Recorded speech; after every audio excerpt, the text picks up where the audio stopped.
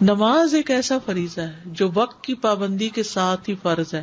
بھول گیا یا ایک دن کی کوئی نماز کسی مجبوری سے چھوٹ گئی تو اسی دن ادا ہو جائے گی. لیکن جو ہمارے ہاں یہ ہے نا کہ بڑھاپے میں ساری قضائیں پڑھ لیں گے، اس کا کوئی کانسیپٹ نہیں ہے.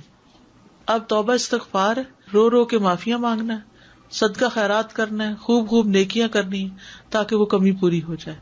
اور میں ہمیشہ سوچتی ہوں کہ ہر چیز کا کوئی نہ کوئی کفارہ بدلہ اس کی شکل میں آ جاتا ہے، لیکن نماز کے لیے کچھ بتایا کیوں نہیں گیا؟ حالانکہ یہ سب سے زیادہ اہم ہے تاکہ لوگ اس کو اپنے وقت پر ہی ادا کریں. روزے کے بارے میں یہ نہیں کہا گیا کہ روزہ جو ہے اپنے وقت پر ہی فرض ہے، بعد میں ادا نہیں ہوگا. نہیں، اگر بیمار ہے کوئی مجبوری بعد میں ہو جائے گا، لیکن نماز کا نہیں. حیض کی نمازیں بھی نہیں لوٹانے کا حکم.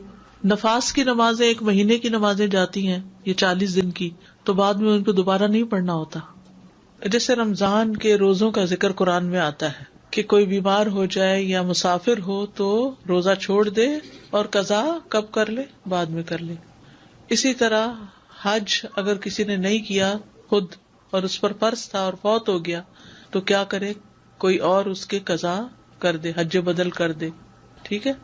زکوٰۃ اگر خود نہیں دی انسان نے تو شوہر اس کی زکوٰۃ دے سکتا ہے.